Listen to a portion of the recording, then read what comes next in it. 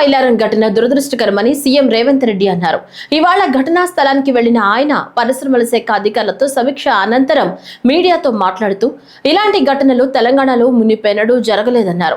ప్రమాదం జరిగిన సమయంలో సిగాచి ఫార్మా కంపెనీలో మొత్తం 143 మంది కార్మికులు ఉన్నారని పేర్కొన్నారు. ఈ ప్రమాదంలో చనిపోయిన కుటుంబాలకు కంపెనీ వారితో మాట్లాడి ₹1 కోటి పరిహారం, తీవ్రంగా గాయపడిన వారికి 10 లక్షలు ఇప్పిస్తామన్నారు. పరిశ్రమలో భద్రతపై ప్రత్యేక కమిటీని ఏర్పాటు చేయబోతున్నామని వెల్లడించారు. కంపెనీ యాజమాన్యాలు కూడా భద్రతపై దృష్టి పెట్టాలని సూచించారు. బాధితుల పిల్లల చదువు బాధ్యతను ప్రభుత్వమే తీసుకుంటుందని, ఆయా కుటుంబాలను త్వరలోనే కలుస్తారని అన్నారు. చికిత్స విషయంలో ఎవరికి ఎలాంటి ఆందోళన అక్కర్లేదని, అంతా తెలంగాణ సర్కారే చూసుకుంటుందని సీఎం రేవంత్ రెడ్డి భరోసా ఇచ్చారు.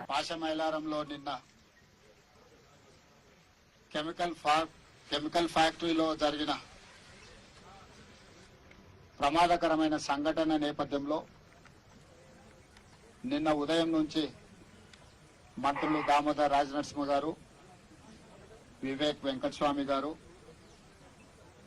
స్థానిక కలెక్టర్, పోలీసు ఉన్నతాధికారులు, అదేవిధంగా ఫైర్ సిబ్బంది అందరూ కూడా ఈ సంఘటన తదనంతర పరిణామాలన్నిటిని కూడా దగ్గర ఉండి పర్యవేక్షిస్తూ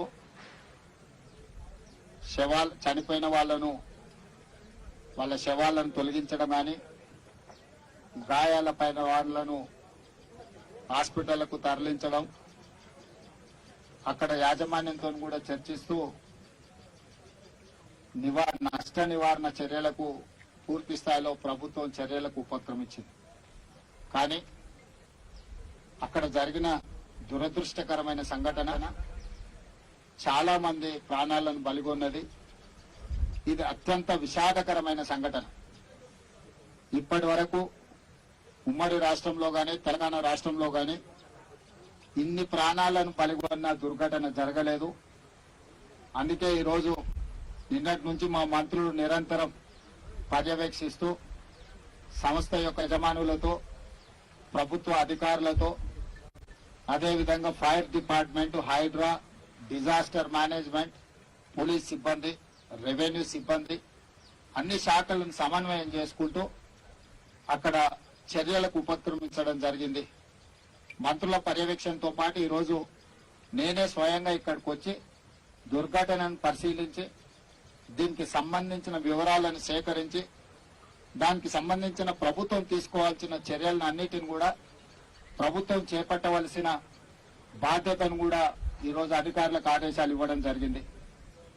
ఈ దురదృష్టకరమైన సంఘటనలో ప్రాణాలు కోల్పోయిన వాళ్ళు బీహార్, ఒడిశా, మధ్యప్రదేశ్, ఆంధ్రప్రదేశ్, తెలంగాణ రాష్ట్రాలకు సంబంధించిన వాళ్ళు ఉన్నారని ప్రాథమిక సమాచారం అందింది.